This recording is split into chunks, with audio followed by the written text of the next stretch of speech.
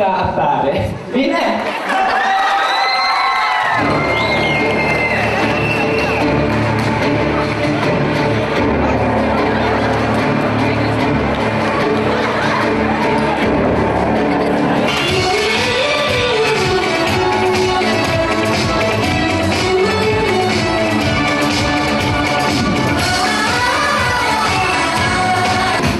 Fă muiere!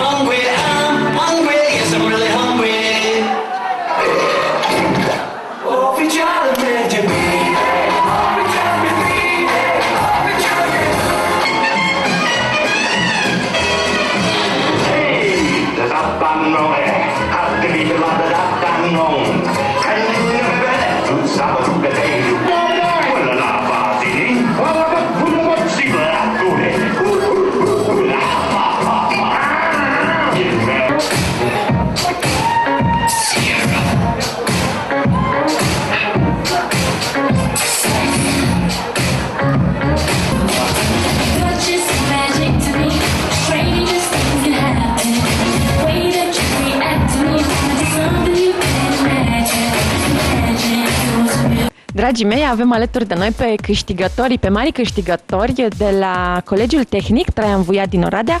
După cum bine vedeți, nu au doar o pangă, ci două fiecare, asta pentru că sunt câștigători la dublu. Bună seara! Bună seara! Bună seara! Felicitări! Mulțumim! Și cu două premii, adică? Am luat locul 1 pe pereche și Mister, separat. Miss Boboacă și Miss Eleganță. Miss Eleganță. Păi ce ai luat tu pe tine de a fost atât de elegant? Sau a fost atitudinea punctată? Probabil atitudinea. Am înțeles. Cum a fost cu balul? Am avut un mic impediment înainte să începem, dar s-a rezolvat și bine că am putut să ducem balul la final. Care a fost tema voastră, de fapt? Surprize a fost tema balului. Și ce ați făcut voi? Ce ați pregătit? Ce momente?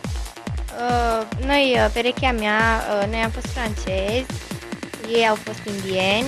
Ce probe ați avut? Prima probă a fost să ne punem boboce pe un skateboard și bobacele să ne împingă, să luăm niște sticle de apă și apoi să le punem înapoi. Deci s-a mers pe forța fetei, da, după aceea? Băieții trebuiau să ne confecționeze fetelor haine din materiale reciclabile.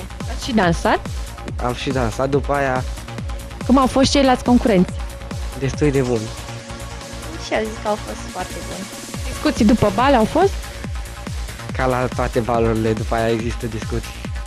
Că voi sunteți câștigătorii mari finale balurilor de anul trecut. Traian Vuia. Ce faceți anul acesta? Sperăm să ajungem și noi să câștigăm balul balului.